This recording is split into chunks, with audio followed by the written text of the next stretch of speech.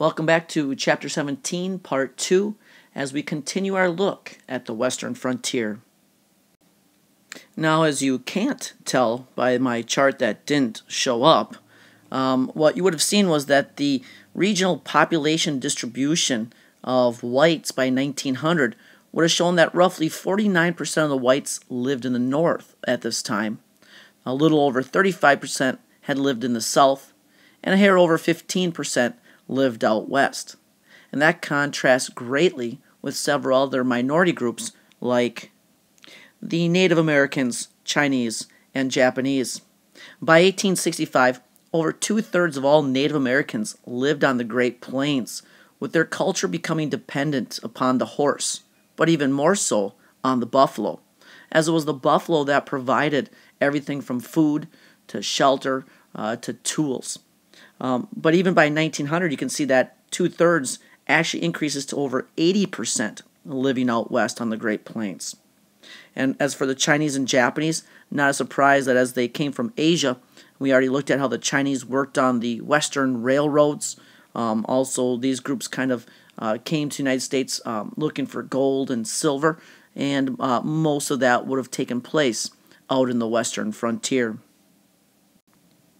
And as for the African Americans, under the Homestead Act, which we looked at previously, thousands made their way to Kansas and other western states during and after Reconstruction, as they attempted to escape racism, oppression, and discrimination which they faced in the South. This also allowed them to try to attempt to live out their American dream, own their own land, settle down, and become farmers. Now, even though many African Americans migrated earlier, there became what's called the Great Exodus in 1879, which kind of coincides with the conclusion of Reconstruction. That year, over 6,000 African Americans called exodusters, mostly from Louisiana, Mississippi, and Texas, fled to Kansas. And in fact, the African American population in Kansas climbs from 16,000 in 1870 to well over 43,000 10 years later in 1880. However, not only did African Americans attempt to become farmers, thousands joined the U.S. Army. In 1866, Congress created 2 cavalry and 4 infantry units, which was eventually consolidated down to 2 infantry units. And these men bravely stood in service to the United States, despite discrimination and racism. And these soldiers became known as the Buffalo Soldiers.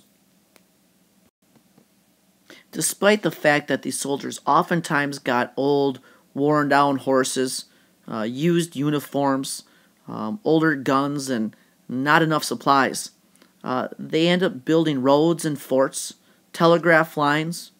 They escorted freight and stagecoaches. They protected civilians and railroad workers as they crossed the western plains. In 1870, they went down to Texas, protecting settlers and fighting against Native Americans. So they served valiantly, even though they didn't always get the fair treatment and faced discrimination.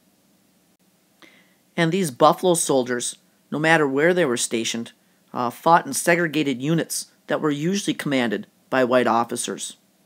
But whether it be serving on the American plains, fighting the Indian Wars, or stationed down in the Southwest, these soldiers were also sent abroad to places like Cuba, the Philippines, Hawaii, and Mexico. But we now turn our attention to the very tough life of being a farmer. Once again, the Homestead Act of 1862 granted 160 acres to anyone who would live on the land and make improvements upon it for a period of at least 5 years. Well, in the 124 years of the Act's existence, over 2 million people claimed land under that law, but less than half were actually able to obtain their deeds. Whether it be men, women, immigrants, or freemen, many with no farming experience at all, they moved west looking to become farmers. And it was thanks to several inventions that made it possible to settle the Great Plains in their attempt to become farmers. One is the wind powered water pump, as a lot of times these areas would be lacking creeks or rivers or streams to try to irrigate their land. Another is John Deere steel plow, which was able to break up the tough sod and grass and get down to the fertile soil that was below the surface.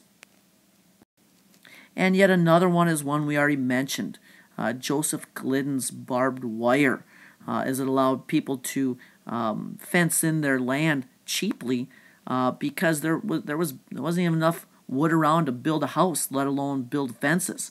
And this enabled the farmers to secure their land and keep wild animals and herds of cattle from roaming and grazing on their property and destroying their crops. Overall, roughly 10% of the U.S. territory was given away to these homesteaders, as many Americans listened to the newspaper editor Horace Greeley, who famously said, "Go west, young man," as there was great opportunity to start new lives. However, being a farmer was tough, and everyone had a job to do. But even with the mom and dad helping each other and the kids pitching in as they could, these homesteaders found that their plots of land were really too small to be profitable because of the lack of rainfall. And since irrigation was too expensive, most couldn't afford it. In fact, life was so tough that eventually 80% head back east. And so this romanticized view of the West really wasn't what life was like. These homesteaders oftentimes lived in isolation. They had suffered through physical and mental strains, not to mention acts of Mother Nature like lightning strikes, prairie fires, droughts, tornadoes, hailstorms, any of which could destroy your crops. And so living this simple life where these houses were made out of strips of sod known as soddies because there wasn't enough trees around to build homes, or even building homes down into the side of hills known as dugouts. These farmers lived very difficult lives, and that's why many of them couldn't make it.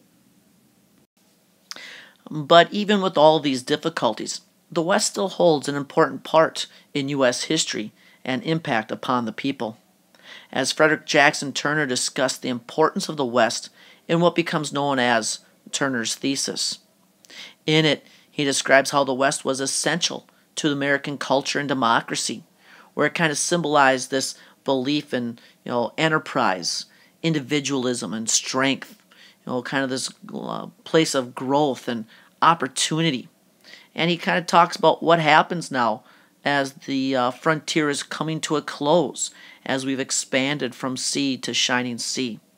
And so it kind of discusses the importance of what the West has symbolized up to this point and what happens next.